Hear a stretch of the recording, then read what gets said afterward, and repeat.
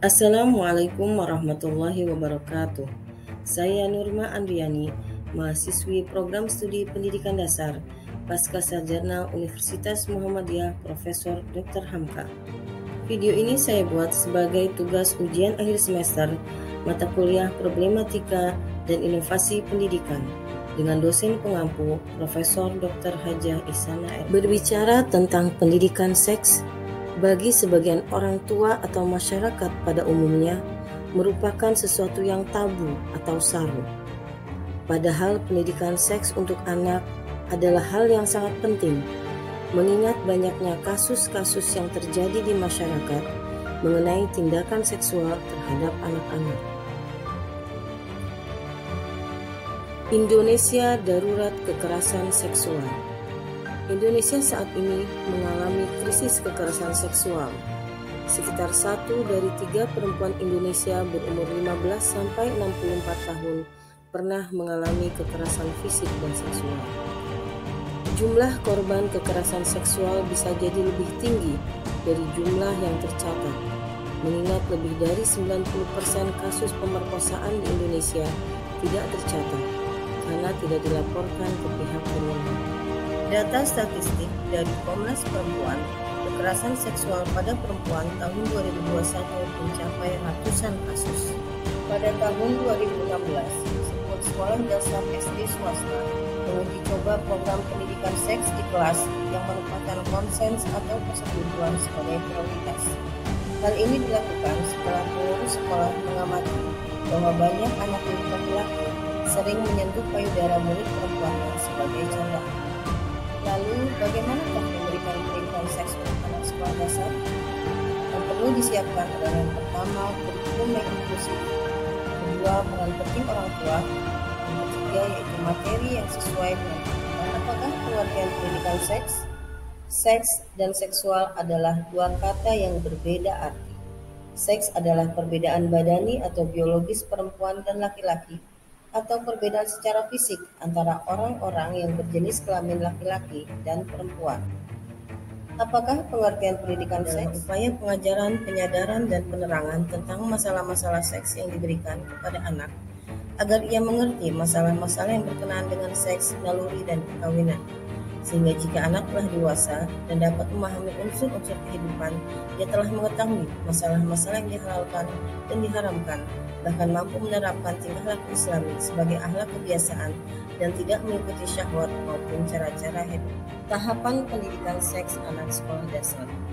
Usia 5-8 tahun, membedakan sentuhan, yaitu orang tua dapat memberikan pemahaman untuk membedakan mana sentuhan biasa dan mana sentuhan yang berpotensi menyebabkan pelecehan seksual dan kekerasan seksual. Menjelaskan pada anak bagian-bagian mana yang boleh disentuh dan yang tidak boleh disentuh oleh orang lain. Usia 8-12 tahun, mengajarkan pubertas, yaitu orang tua dapat mengajarkan perubahan yang terjadi pada masa pubertas dan konsekuensi akan perubahan yang terjadi. Orang tua dapat mengajak anak diskusi tentang aturan dalam keluarga dan perilaku seksual. Tahapan perkembangan psikoseksual anak sekolah dasar. Fase laten 6-10 tahun adalah ketika minat seksual berkembang menjadi berbagai bentuk sublimasi dari kemampuan psikis anak. Fase genital 10-13 tahun adalah masa di mana ditandai dengan matangnya organ reproduksi anak dan anak sudah mulai tertarik dengan lawan jenis. Peran orang tua sangatlah penting.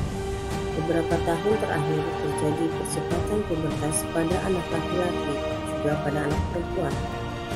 Anak perempuan saat ini bisa mengalami menstruasi di kelas 2 SD. Anak laki-laki juga mengalami pubertas di kelas 3 SD.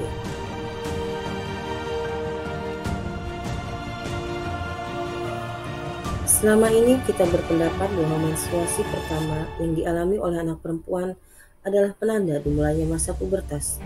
Tapi ternyata menstruasi pertama adalah penanda bahwa seorang anak perempuan telah mencapai kematangan seksual. Pubertas dimulai sekitar 3 tahun sebelum anak perempuan mengalami menstruasi pertama dan biasa ditandai dengan perubahan-perubahan yang terjadi dalam tubuhnya. Tujuan dan manfaat pendidikan seks untuk anak sekolah dasar. Pertama, membantu anak mengenal bagian tubuhnya. Kedua, lebih terbuka dengan orang tua. Yang ketiga, menjadi bekal anak melindungi diri. Keempat, paham akan perubahan yang terjadi. Yang kelima, mencegah remaja di bawah umur terlibat dalam. Apa sajakah materi pendidikan seks untuk anak sekolah dasar? Yang pertama, membantu anak agar ia merasa nyaman dengan tubuhnya. Yang kedua, memberikan sentuhan dan pelukan kepada anak agar mereka merasakan kasih sayang dari orang tuanya yang tulus. Yang ketiga, membantu anak memahami perbedaan perilaku yang boleh dan yang tidak boleh dilakukan di depan umum.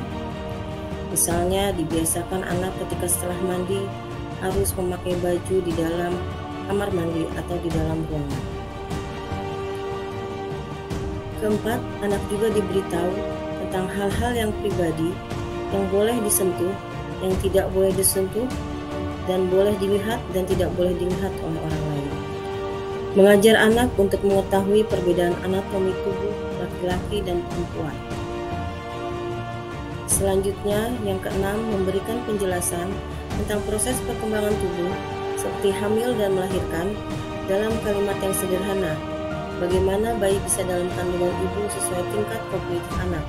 Tidak diperkenankan berbohong kepada anak, seperti adik datang dari langit atau di bawah burung. Mengajarkan anak untuk mengetahui nama-nama yang benar pada setiap bagian tubuh dan fungsinya. Misalnya, untuk nama alat kelamin bisa disebutkan sesuai dengan bahasa kedokteran. Contohnya penis atau vagina, atau bisa juga menggunakan bahasa Al-Quran, menyebut alat kelamin dengan nama kemaluan. Membantu anak memahami konsep pribadi dan mengajarkan kepada mereka kalau pembicaraan masalah seksual adalah masalah pribadi. Memberi dukungan dan suasana kondusif agar anak mau berkonsultasi kepada orang tua untuk setiap pertanyaannya tentang seks.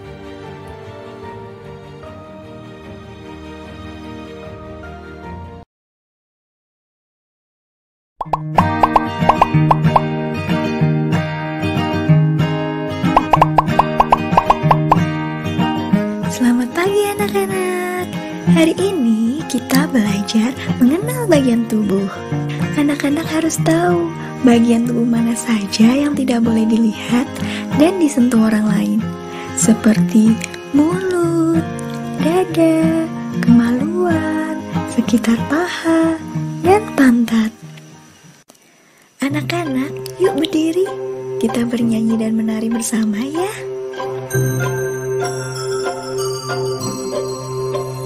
Sentuhan boleh, sentuhan boleh, kepala, tangan, kaki. Karena sayang, karena sayang, karena sayang. Sentuhan tidak boleh, sentuhan tidak boleh, yang tertutup baju dalam. Hanya diriku yang boleh menyentuh. Terima kasih atas perhatiannya. Jangan lupa like, comment, and subscribe. Sampai bertemu pada kesempatan yang lain. Wassalamualaikum warahmatullahi wabarakatuh.